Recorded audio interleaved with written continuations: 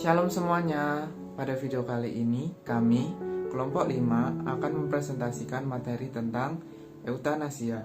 Tetapi sebelum itu, izinkan kami untuk memperkenalkan diri terlebih dahulu. Halo semuanya, perkenalkan namaku Karin Patricia Wijaya dari NIM 20026. Perkenalkan, nama saya Christian Emmanuel, NIM 20046. Perkenalkan, namaku Caroline Chandrawati dengan NIM 20147. Perkenalkan, nama saya Winda Imelda, NIM 211095 dari jurusan Matematika.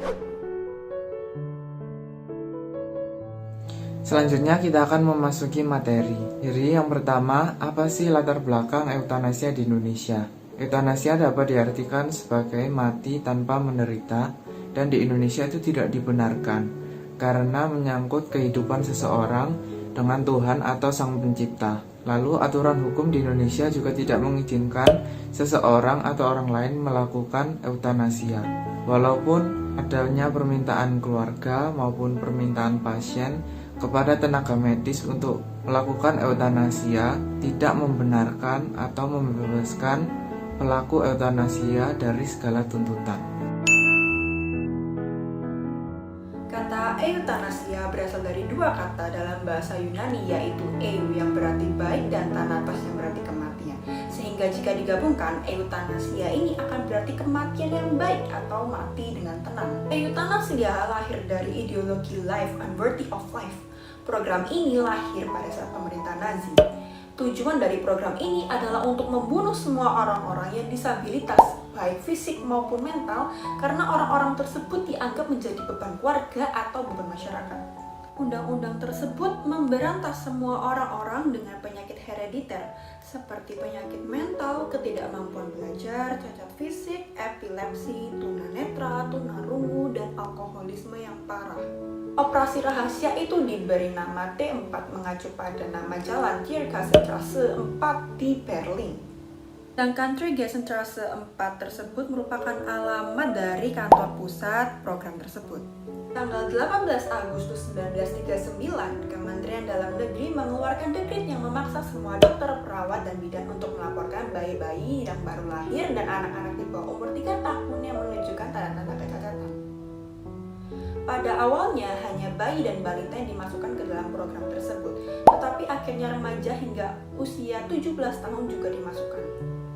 Perkiraan konservatif menunjukkan bahwa setidaknya 5.000 anak cacat fisik dan mental yang dibunuh kelaparan dan overdosis obat yang mematikan.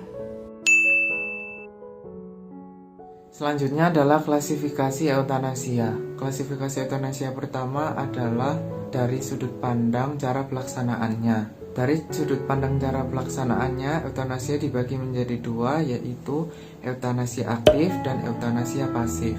Eutanasia aktif di dalamnya terdapat tindakan aktif oleh dokter untuk mengakhiri hidup pasien dengan pemberian obat-obat yang mematikan dan bereaksi dengan cepat. Eutanasia pasif merupakan tindakan eutanasi yang tidak menggunakan alat-alat atau langkah-langkah yang aktif untuk mengakhiri kehidupan seseorang. Eutanasia pasif dilakukan dengan cara memberhentikan pemberian bantuan medis yang dapat memperpanjang hidup pasien secara sengaja. Contohnya yaitu dengan tidak memberikan bantuan oksigen bagi pasien yang mengalami kesulitan pernapasan. Oke, sekarang kita berlanjut ke klasifikasi eutanasia yang kedua, yaitu berdasarkan dari izin. Berdasarkan dari izinnya, eutanasia dibagi menjadi 3 kelompok. Yang pertama, eutanasia di luar kemauan pasien. Yang kedua, eutanasia secara sukarela. Dan yang ketiga, eutanasia secara tidak sukarela. Klasifikasi yang pertama adalah eutanasia yang bertentangan dengan keinginan pasien. Tindakan ini bertentangan dengan keinginan pasien karena pasien ingin tetap hidup. Dan klasifikasi ini merupakan salah satu bentuk pembunuhan. Yang kedua adalah eutanasia secara tidak sukarela. Eutanasia secara tidak sukarela ini dilakukan dalam keadaan tidak sadar, yang artinya pasien tersebut tidak dapat menyampaikan keinginannya untuk melanjutkan hidupnya atau tidak. Dalam hal ini, keluarga pasienlah dapat bertanggung jawab dalam kematian pasien tersebut. Eutanasia secara tidak sukarela ini masih dibingungkan karena merupakan tindakan kriminal atau bukan. Tiga merupakan klasifikasi eutanasia yang dilakukan secara sukarela. Eutanasia yang dilakukan secara sukarela ini merupakan persetujuan dari pasien itu sendiri. Dia ingin mengakhiri hidupnya. Akan tetapi di beberapa negara seperti di Indonesia, ini masih dijadikan sebagai kontroversi. Yang selanjutnya adalah pandangan eutanasia di dalam pandangan hukum dan HAM di Indonesia. Peraturan perundang-undangan pasal 344 KUHP menyatakan bahwa barang siapa menghilangkan nyawa orang lain atas permintaan orang itu sendiri dan dinyatakannya dengan sungguh-sungguh akan dihukum selama 12 tahun. Selain itu juga terdapat pasal lain loh selain pasal 344 KUHP. Yang pertama pasal 388 KUHP, kedua pasal 340 KUHP, 345 KUHP, dan 359 KUHP. Dari hukum di atas dapat disimpulkan bahwa eutanasia merupakan perbuatan yang melawan hukum. Akan tetapi tindakan eutanasia ini tuh diperbolehkan loh di negara lain seperti di Belanda, Belgia, Kolombia, Denmark, Swiss, Spanyol, dan juga Jerman. Menurut negara-negara tersebut, seorang pasien yang memiliki penyakit yang tidak sembuh secara bertahun-tahun, dia memiliki hak untuk mengakhiri penderitaannya. Akan tetapi, tidak hanya mengakhiri penderitaannya begitu saja, seseorang yang diberikan hak ini, dia harus melewati berbagai prosedur yang tepat. Saya akan menjelaskan tentang pandangan eutanasia menurut Alkitab. Seorang Kristiani percaya bahwa mereka berada untuk melepaskan pemberian kehidupan dari Tuhan.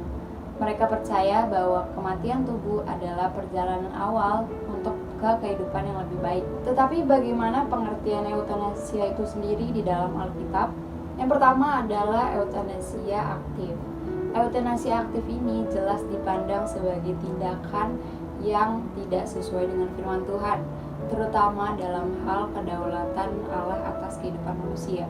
Ada beberapa alasan yang menunjukkan bahwa eutanasia aktif ini tidak sesuai dengan Alkitab.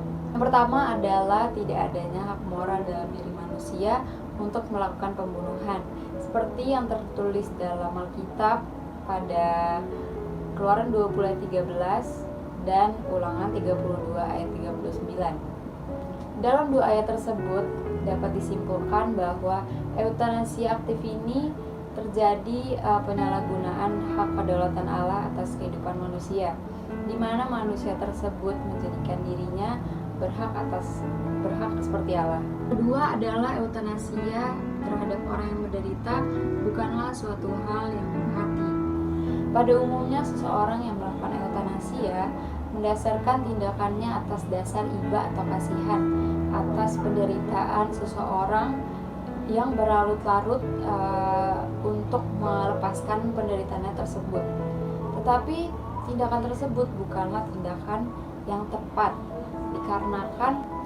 karena firman Tuhan tidak mengizinkan untuk mencapai suatu tujuan itu dilakukan dengan cara yang tidak benar atau cara yang tidak sesuai dengan firman Tuhan. Di samping itu, alasan belas kasihan tidak selamanya murni. Biasanya eutanasia itu diselingi dengan alasan-alasan lainnya, seperti alasan pertimbangan dari keluarga pasien ataupun dari dokter itu sendiri. Ketiga adalah Tuhan dapat mengajar umatnya melalui suatu penderitaan.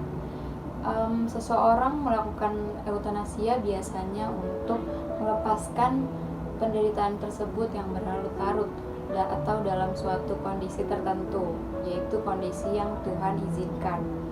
Alasan tersebut justru bertolak belakang dengan apa yang Alkitab katakan, seperti yang terdapat dalam Yakobus 1 ayat 2-4 dan Roma 5 ayat 3-4. Dalam dua ayat ini dapat disimpulkan bahwa penderitaan yang kita alami ini bukan sesuatu hal yang harus kita hindari, melainkan harusnya kita syukuri sebagai alat yang Tuhan berikan untuk mewujudkan tujuannya di hidup kita. Yang keempat adalah kehidupan manusia lebih berharga dari harta dan benda, seperti yang tertulis dalam Markus 8 ayat 36 dan Matius 6 ayat 26. Dalam dua ayat tersebut dapat disimpulkan bahwa kehidupan manusia itu lebih berharga dari semua harta yang ada di bumi, karena kita saat mencapai kehidupan yang lebih baru, kita akan meninggalkan apa yang kita punya di bumi ini. Yang kedua adalah eutanasia pasif. Eutanasia pasif ini dapat diartikan sebagai mengizinkan kematian. Sekian materi yang bisa kami sampaikan.